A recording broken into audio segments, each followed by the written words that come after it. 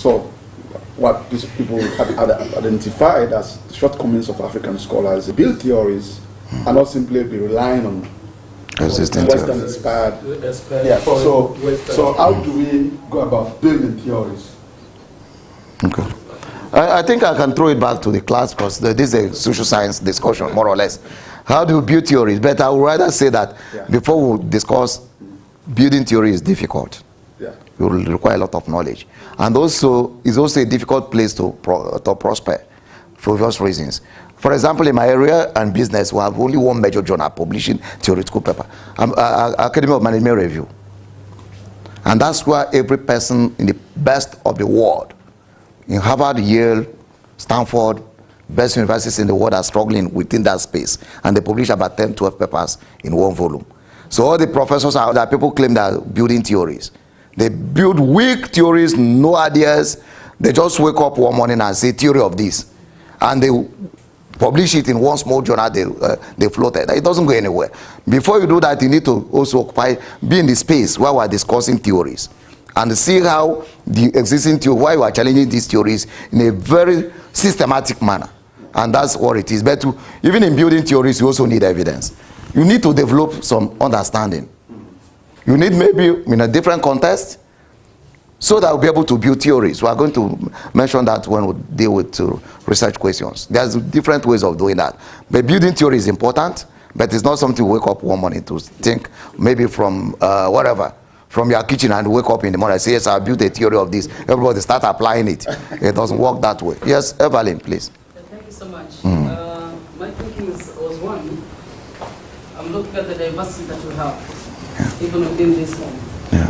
And sometimes I feel we're moving so much ahead. Yeah. And humbly, I'm just looking at, we are the introduction bit of it. Yeah. So when do I go descriptive? When do I come to casual? Yeah. Once maybe we're through with all of us coming to the same understanding, then when we now start looking at the issues of exploring casuality among others, then we can now go into the deeper aspect of bits of that. Good. That is just kind of my humble request. Okay, that's good. Keep on saying to go so much ahead advance. Yeah. Then some of us are still behind here. I appreciate. Some of us come from qualitative perspective. Yeah. So we talk about hypothesis and I'm not even understand what it is. Quantitative is. I'm left out from the discussion. That is my humble submission. Brilliant. I think we should accept that. Okay. All right. As a follow-up to our question, I wanted to understand, or I thought I understood that this part of the quadrant is, so the left side is descriptive study. So I do descriptive study when I need to develop description, and then description in the different contexts. I wanted to confirm whether testing hypothesis will be classified as a causal study, or is it just the exploring causality that is causal study? Okay, that's good. I think you're right. This is really what I'm dealing with. Causality. Exploring causalities here. The testing hypothesis, will it be descriptive study again? No. It may not fall into descriptive, it may not fall into causal, but you are doing something. The phenomenon is well described, is known, you have data there, but there's something we want to test. You know, what do we mean by hypothesis? Maybe by tomorrow, that's what we'll be dealing with. When we talk about hypothesis, it's just a statement that this should be related to this. And you go to the field to generate data again, a new set of data. Though there's existing knowledge about it, you generate a new set of data to test if those things are true or not. You say yes or no, and you go home and relax. But it speaks to the research community. If this is true, then what do we do? Then that's why you begin some recommendations. If this is true, then we'll do this and do this and do this. But that's your major focus is not to explore if this causes this. However, because research is more broader, I don't want us to go so fast. It's broader than that. Even in testing hypotheses, we may make can make meaning out of it that may speak to causality. You understand? You may make some meaning out of it that speaks to causality, but your major way of tracing and establishing solid causality will not be testing hypothesis. Do you understand? Okay. Yeah, I wanted to ask, follow up on what you just said. The possibility of combining description and causality, tracing causality in one study. The situation where you try to describe the phenomenon and you want to find out how that phenomenon influences another. Is there any possibility? Brilliant. So this introduction, that's actually why we're here. In some studies, we're going to do a mixed method. We are going to explore description, from then you can move on to explore causality.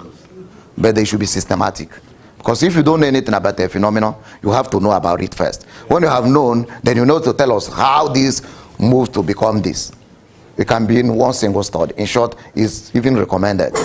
Because if you end up describing, you have not done much. No. And you cannot jump into causality if you have not described, because you miss a lot of issues. So that's actually, I'm really happy at this stage that all of us are on the same page. Okay. All right. Okay, then we're now back to focus on causality. Why must we focus on causality? And we'll just quote one of our great authors, Gering. Gering said, we wish to know not only what happened, but also perhaps more critically why these things happen. We're saying that descriptive studies are very good. Extremely good. It's good to describe. But you cannot end up describing alone. We should step up to say, why are these things happening? How are these things happening? And that's actually why causality is very, very important in research. I will give an example. Assuming that there is fire outbreak here in this room that may be consumed of the whole of this block, and the Director General of IITTA, if he comes here, will not be asking us what happened. He may start with what happened, but that's not his major target. If he ended up with saying what happened, we'll say that there was fire break, the windows were burning, it was burning up and out, so some people ran away from this place. Some people, he will be listening. It's not a useless information, am I right? Yes. But that's not what he wants to know. What you know, how did it happen and why did it happen, so that it can prevent future occurrences. Am I right?